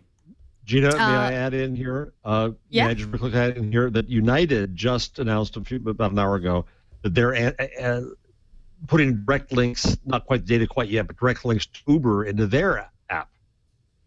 So when your flight's delayed and you need to get a ride to go to that fun thing that Google tells you to do, you can use Uber through United. Interesting. Uber's really getting some serious play in the default app recommendations for drivers, for cars. Yep. Got some good news for spreadsheet power users who love charts in Google Sheets. Trend lines, and you know that this tip is for you if you know what trend lines are. Those are now available in scatter, plot, bar, column, and line graphs. This is in Google Sheets, which is their spreadsheet product, and both exponential and linear trend lines. So you can see, I believe that's a scatter chart in the screenshot there. You can just automatically have a trend line show there, and you can now copy and paste charts from one sheet or one spreadsheet to another inside Google Sheets. So that's pretty cool. Finally, a new Street View tour got added to Google Maps, and this one is of Iceland. These are just some really pretty pictures. I recommend taking a look at them. You've got waterfalls, crater lakes, geysers, national parks, beaches. There's a direct link in Google Maps to, that they're highlighting all these new photos they added from Iceland. Just really beautiful. I so want to go there. I'm Leo, can we do shows from Iceland? Oh, I'm dying to go there too. Is it? Sarah Lane just enough. came back from there. It's a photographer's dream. Yeah, Oh, God, these look amazing. I didn't really want to go to Iceland until I looked at these new Street View images. These are beautiful. Yeah. Yeah. Glaciers, volcanoes, ponies, and Ponies? beautiful ponies. Really? Yeah. Yeah. They have a special kind of pony there. Icelandic something or other. Icelandic ponies. Yeah. Icelandic ponies. Yeah. I'm a pony brony. Oh, I hope not. Creepy line. Look at that. Look at that. Is that a glacier? What is that? Is that the ocean? Is that a waterfall? It's all of the It's a above. river, it's a melting. waterfall. It's everything. Yeah, it's global warming. It's global warming. Writ These large. are gorgeous. Oh, Yeah, this is good set design here, Leo. We need to travel. I think our show should be like in that kind of environment. It'll keep the show length. We'd be a little shorter. Little shorter. That's pretty. Ooh, Yeah, it's that's 3D beautiful. too. Neat. Wow. Well, that's all I got today. Ladies and gentlemen, play the drums because that's the Google change log. Thank you, Gina. See, she does it so well. Jeff, we have so much to learn. Little thin today. But even so, you but you did it bring with it panache. panache that we couldn't bring it last week. Gosh. Geysers to charts. So, I got it all. we're pretty much done with the show here. We could do the pick and the number and the tool. But if there's topic show. but there's a lot of other stories. If there's anything that we missed that any of you want to talk about, I mean, we have quite a few. Thanks to Chad, we have quite a few stories in the rundown. We've We talked should probably about talk about Google a little bit, shouldn't we? Google. Oh more. yeah. Oh yeah. Well, Kevin Rose is one thing leaving that's interesting- Google Ventures. We had Kevin on Triangulation a couple of weeks ago. He kind of intimated that he wanted to get back into designing projects. I guess he's going to consult Google Ventures, but he's got a new tech startup called North. It's all about moving to Iceland. I don't know. It's mobile. He's really into mobile apps. Smart Things sold to Samsung. Yeah. Yeah. Good for them. $200 Good for million. Samsung.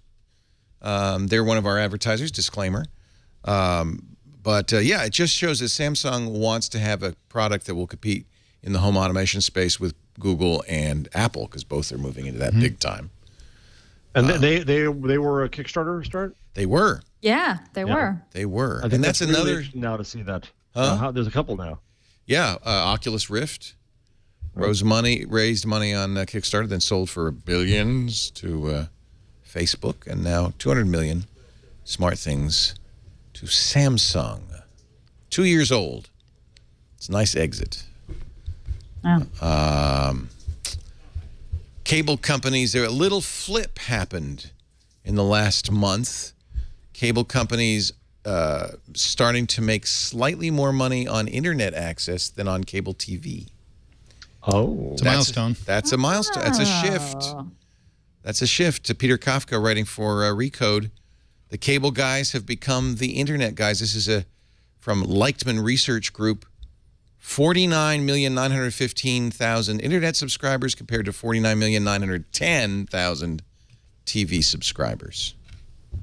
I don't know what that means. I don't think they want to be the internet guys. I think they liked being the TV guys. They loved it because there was a lot of money, a lot of free money in there. And I remember talking 10 years ago to Cablevision, which was, of all the internet, all the cable companies, the most forward-thinking in Long Island and New York. And they said, well, our financial model does not work selling wholesale bits. Yeah. We got to sell the premium retail bits. Yep. But I think they've also That's what seen they're trying to go against neutrality. But the they've seen the margins, writing on the wall. Yeah, the margins in the cable business are in the internet access business are phenomenal. Well, and if you look in those intervening 10 years, what the cable companies did is they raised the cost of internet considerably, so that people were paying as much for their internet as they are for their TV. Oh, good. Now we're okay. Now we're happy. It turns out we don't lose money on the internet anymore. You know, it's a really interesting story that came out this week is that Google's coming out with an under 13-year-old sign up, which has on parental TNT. controls. Yeah, parental controls and so on. So the just to summarize the story, the good news is that Google will enable parental controls and have a version of YouTube and Gmail and probably some other properties that don't collect data. They don't collect private data, which is against the law in any event. And they'll hopefully be converting people who are under the age of 13 who are using these services by lying about their age. Right. And which is so that's the rife on Facebook. I don't know if it happens on Google Plus, but it probably happens. It does happen on Google Plus. I've seen kids show up in my stream. I always sort of block them and delete them and stuff like that. But it's and then the downside, of course, is that they're targeting kids. They would be targeting children for a kind of Ronald McDonald style marketing of kids, so that they sort of develop their brand preferences for YouTube. Come on, kids. Yeah, you want to exactly. be on Google Plus. Right. I don't know that they're going to come out with their own clown, but they need a clown. That would be great. Plussy the clown. That's right. I'd work for Google. You could do balloon animals in the Yeah. shape of a G. Listen, Whoa! got the hair. So it's Plussy the clown. So is this a benefit to mankind, or is this a terrible thing? What do we think? I think it's a good thing. And who was it who also thought, who wrote a piece that put in the rundown up top? I mean, you got to recognize that kids are doing it anyway. Yeah. Exactly. And So it's it gives not parents more illegal for that. control. It's just that parents have to approve it. Most companies don't want to go through the problem of proving that the parent has approved. But will the kids who are currently doing it by lying about their age saying, finally, I can now have a parental controlled version? No. So No, but but I think Larry Magid, who writes at Forbes and works at I think a CBS station, does a lot of things about kids, and he argues today that it's a good thing that millions lie anyway. We need free speech. He's saying that. Well, actually, he's saying they should admit children under 13 anyway. I think very few kids under 13 want to use Google Plus. They all want to use Facebook. But the YouTube is the big one. So if that's parents right. set up they had to do it so that they could comment on YouTube. there's some pretty horrible stuff on YouTube, and so that a kid-friendly version of YouTube would be nice There for were parents. rumors that YouTube was looking at that. Yeah. Yes. Right, and including special programming. You also have the story on TNT that Google. There is a new Google/YouTube Music effort that hasn't launched yet. What a show TNT is! All this news is just incredible. If you watched it, you would not ever. 10 a.m. Pacific. You'd never be out of the loop. That's right. That's right. It's for people who want to be in the loop. That's right. So yeah, they're looking at a music service, and it's weird because the $9.99 that you would pay would get you both the YouTube music service and also Google Play Music. Yeah, see, I already pay for Play. Yeah. So I'm just going to get YouTube. Yeah. But I get it anyway. Yeah, but what do I get that's new? Well, you get an offline mode, you get an audio only mode, you get other benefits like that, but you also have lots of content and music from concerts and stuff that would never showed up in an album, or there's extra music for super fans. It sounds pretty good, but I don't think they're going to change the world with this thing. It's not out yet, right? No. No. It's not. They haven't even announced it. I can't stop watching the Taylor Swift video over and over and over. Shake it off. You've seen it, Gina. I can tell by your laugh. I actually Shake it off. I saw I it haven't was seen it either. trending, and I saw that I'm aware of it, but I have not watched it yet. I So saw don't know. the animated GIF of it. The animated. You GIF. know, No, that's for you to find, me to know and you to find out. Said Mother. It'll be called YouTube Music Key. Music Key. Mm-hmm. I like the name Key. It's like the key to your music. In fact, all the Google Play stuff will be renamed Key, or no, just the music stuff? So far, what we believe we know from some of these anonymous sources is that Music Key is one service. Google Play Music will continue as it is, but the monthly subscription of $9.99 gets you both. Got it. Which is, again, that's weird. What did you think about this, Jeff Jarvis? Time Magazine rating its writers not only for the quality of writing, the impact of stories, their newsworthiness, but also how well they produce content that's beneficial to the advertiser relationship. I keep rooting for these big old companies to survive somehow, but they keep shooting themselves in the foot. So horrific. I showed this to Lisa. terrible. She said, "That's a good idea." I said, "No." Bad Lisa. But it's very, she does sales, right? It's very tempting for the sales department to say, "Hey, Mike, if you could just tone down that story a little bit about smart things, we'd appreciate it." I've had. Well, I know places. We don't do I know that. places that have taken the traffic of a given writer and tried to calculate the CPW, the cost per writer. Well, that's normal. Dvorak tells that all the time, the story all the time about how they would measure, which column. You were an editor at. You know about what was it? Windows Magazine. Windows Magazine and other publications, and I've had the conversation where basically what happens is publisher goes to the you. publisher. What the publisher usually is eventually, all publishing companies like tech startups, they have a visionary founder who's usually editorial, right? And then what happens is eventually a salesperson rises in the ranks to become the publisher. So the publisher is like a super salesman, even though they're in charge of sales, editorial, circulation, and so on. And so you always have that conversation. Can you not do that? Can you can you? And it's almost always about the headline because publishers don't read. They don't read this. They don't read. They see the headline. Yeah. Doesn't like sound. TV they don't like the executives sound don't of it. watch with the sound on, so it's all about your hair. So it's a constant battle in publishing. When I got take it back. started I really maligned Lisa. She did not say that. All right. We Make that appreciate the clear. correction. The correction is noted. I'm sure you Unfair. will. That was unfair to Lisa. She understands. Actually, that's one of the things that we've done, I think, really well here is we've really made that clear to everybody that you tell the story. That's what's important, and we make it clear to advertisers too. You're not going to get favored treatment, and I think it's nice to be in a medium where you're a little bit more in control of this. Yeah. Right. Where advertisers have the understand that and from up front. Yeah. Look, you're not going to get special treatment. You're buying an ad. Yeah. Exactly. But I can understand how that gets to be a slippery slope. Yeah. When I was the TV critic at People, I called Hallmark Hall of Fame again and again and again the horrid treacle that it was. And they pulled all their advertising from People magazine. It was a lot of money. Well, Dvorak tells a story. I think it was Dvorak. It might have been Bill McCrone. Microsoft at one point pulled all its advertising for PC Magazine for 1 week. Yeah. And then said, "Whoops," and they put it right back in. Yeah. Right. It's nice to be in a position where they have to advertise with you. That's right. Yeah. I think we are done. I can't see anything else really important. Nothing we can't say for next week. It's a great conversation. This is a good show. So much fun. enjoyed Good this show. It was a really good conversation. Yeah. Mike, I'm so glad you were able to join us because I don't know, you work there. Thank you He for is dragging me. so And good. I walked all the way over from right over there. It was. He is so good. We are so He's so thrilled good, that Mike and joined the team. And I'm really glad. TNT has become, I think, what our intent really was the journal of record for tech news. Yeah. I Well, mean, you go there, you're going to see Peter Kafka. You're going to see all the people who are writing these stories come and talk about what they know. it's really, really fun to get all these great journalists in and have them talk about the stories they wrote. So Really like it. I love it. Because you're our guest, let's Yes. let you kick things off with your tool of the week. I It's going to make us all want to move from Twitter. I consider Twitter to be a feater of Google Plus. That's Ooh, how I like that. That's how I use it. I don't think it's a separate service. And what I do is I have Tweetbot. What's it called? The desktop third-party version that shows me Twitter. Tweetbot. Yeah, I use that too, that's from right. Tapbots, And it's yeah. great because it just streams in with no intervention on my part, and I can see breaking news and all kinds of things. Yeah.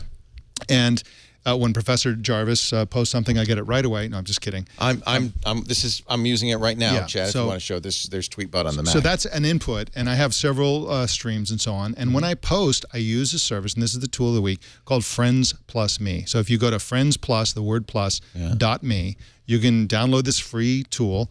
And what it does, it automatically posts your Google Plus posts on Twitter and other sites. Now, there's a controversial point. People say never do that.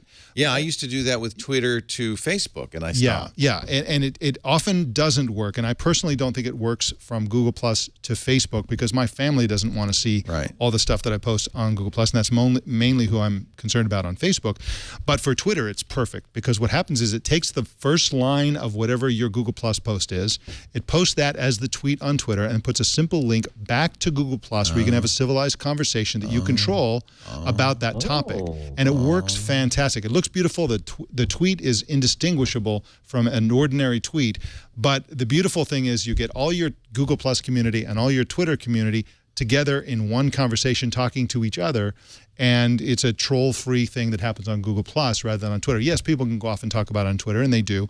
But for the most part, it brings a huge critical mass back to Google Plus. Now, they also support LinkedIn. Tumblr, app.net, if anybody's using app.net, and private blogs. So a single tweet can go out to all of those. You can schedule them. You can say, okay, when I post something on Google Plus, post it on Twitter an hour after you post it on Google Plus. You can do all kinds of flexible things like that. And again, it's a freemium service, so the basic service is free, and you can do just about everything I just described with the free version. And then you can upgrade for team support and things like that. But I recommend that everybody at least try it. Again, it's free, and just try it to see what it does for your Twitter feed. It essentially dragoons Twitter into your Google Plus orbit, and that's a great way to use Twitter, I think. I'm signing up right now for $0. Wow. Yeah. Up to 5 accounts free. Right. Well, that's For $0. That's everything. Right. I'm. Just want to use it for yourself. Yeah. Very cool. Gina Trapani, your tool. My tip this week is actually kind of a late addition, to the changelog, but I saw it after I did the changelog, and that is that... You've been holding out on us, Trapani. Yeah. Whoops. Photosphere Camera, which is Google's Photosphere product, is now available on iOS. It's now in the App Store. So this is the camera feature that lets you create 360-degree images and publish them to Google Maps. So I think it's iPhone. The iPhone 4 can't create photospheres, so it's iPhone 4, I guess, and above, or above iPhone 4. But I believe this just got released. Oh, it looks like. It says yesterday, so I apologize. I did miss this in the changelog.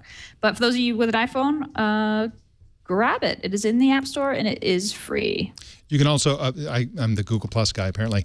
You can also upload photospheres to Google Plus, and it'll go into this special immersive mode, just like it does on Google Maps, which is really nice. Love. What's Very that, nice. Leo, what's that photo thing that you used on one of your many phones that does amazing things? What's it called with the funny name? PhotoSense. Zoe? No, PhotoSense. Zoe. That's on HTC phones. Zoe's coming to all Android phones, right? They released it in the Play Store. Oh, is it out? It is out. It's out. Oh, that's what I was going to say. I knew you'd know. Zoe. It is in the Play Store. I was not able to install it on my OnePlus One. And I think it's a little buggy, but it's out there. I see so you can give it a try. It's in beta, and it is not compatible with the OnePlus. Yeah. Oh, well, that's okay. It's a camera thing. You just wouldn't understand. Jeff, you got a number? I have a number. Much talk. We talked about it last week. Was the 10-year anniversary of the Google IPO, but today we have 10. There's only 10 Not stocks 10. that have done More than 10. Oh, the Google IPO. Okay. IPO. Yeah. 10 years. Yeah. God, has it been that long? Yeah. And if you invested $10,000 at the time, I think you'd have $130,000 now. But there are 10 stocks that have done better. Only 10, but 10 that have done better. And you actually know some of them. Keurig Green Mountain. What? Oh, those are the Beverage. coffee pods. Yeah, the Keurig. Monster Beverage. Yeah, Monster. Priceline, Apple, Netflix, Salesforce among them. Wow.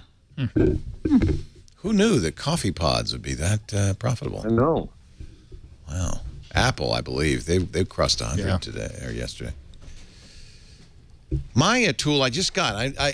Looks like a lot of fun. It's a game. It's a board game. I got it on Amazon called Query the Game, a board game where fun is auto-completed. Yes.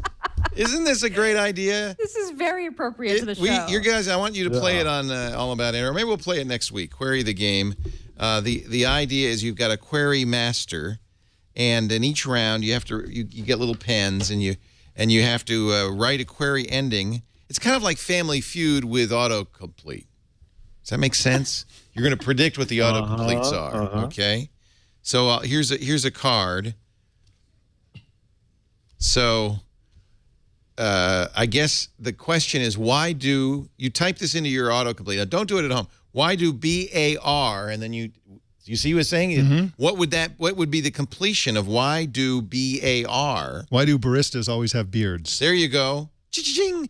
Why do Barthel and cysts reoccur? Why do barristers wear wigs?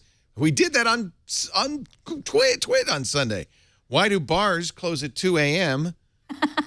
Why do barbershops close on Monday? You want to try another one? These all change, don't they? I don't get it. This changes. Yeah, so it's a game. So there's a upgrade model there. Yeah, so you have to buy it every year. Buy the new query subscription cards. model. How can I make sure? Oh boy. What do you think? This could go badly. That I'm not pregnant? I don't know. Did I get a raise? What? Any other guesses? How can I make sure that the cat doesn't leave footprints? No. My dog is the one that farted. How can I make sure I get pregnant? Ding, ding, ding, ding. Oh, Jeff wow. Needles. There you go. I There you should go. not. Why are you blaming Jeff? How can I make sure I have a girl? Oh. How can I make sure I have a boy? I can make sure I'm not pregnant. Not Oh, there you go. I got number 4. Pretty much they're all related. How can I make sure I neither have a girl nor a boy? This was what is it? $30? I can't remember. It was a Kickstarter. It is now out as a game. You get little query pieces and the query game and the master scoring sheet. So you have the query master, and then you can.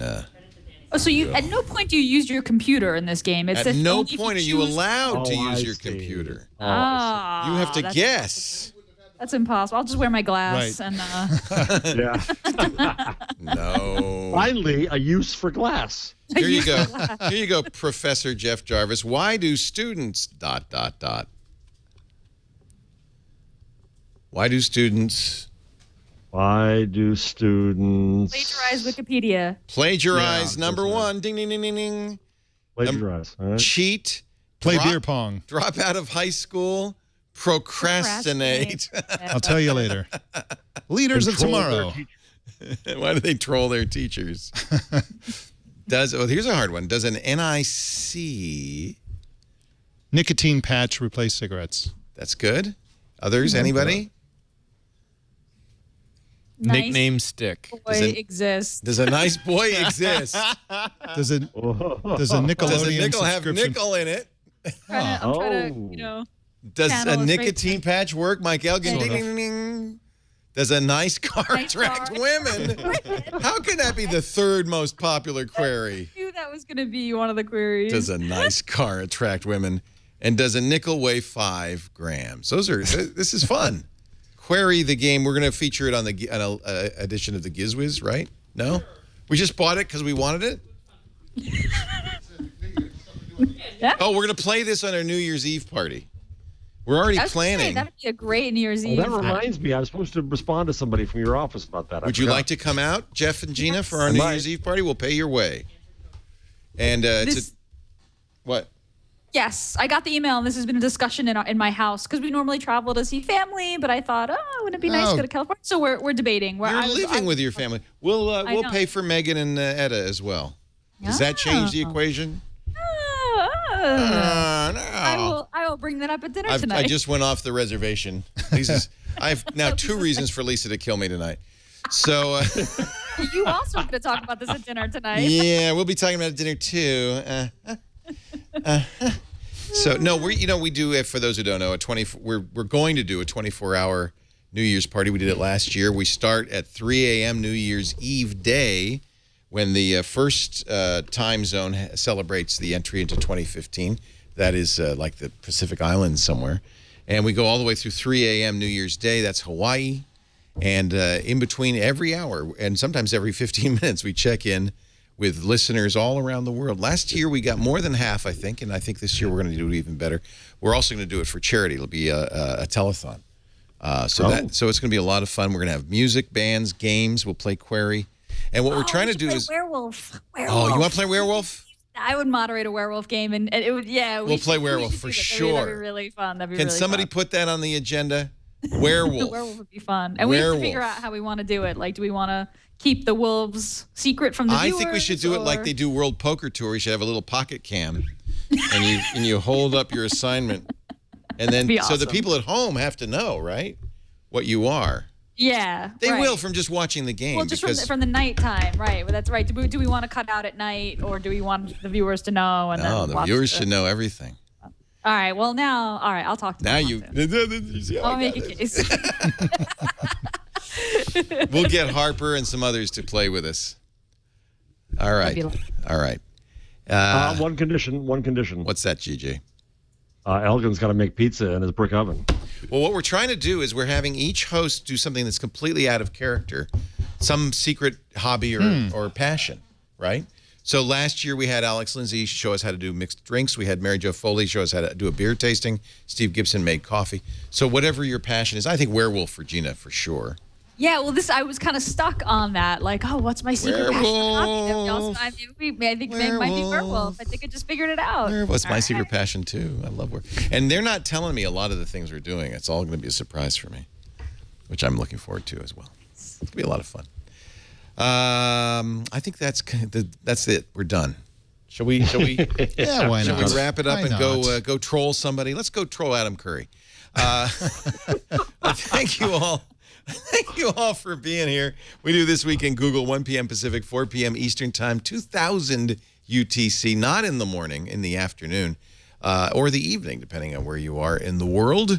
I hope you'll watch live and join us in the chat room. But if you can't, we do make on-demand audio and video available at twit.tv/twig and wherever you get your podcasts. Stitcher's a good choice. We have our own third-party apps. Independent software designers have done great jobs for all the platforms, including Roku. Thank you, Houdini 7. iOS, Android, Windows Phone. Thank you, Dimitri. And even Windows and Mac, there are apps, although you could just use the website. And it's best if you subscribe, because that way you'll get it each and every week. I'll see you next time. We'll see you all next time on This Week in Google. Bye-bye.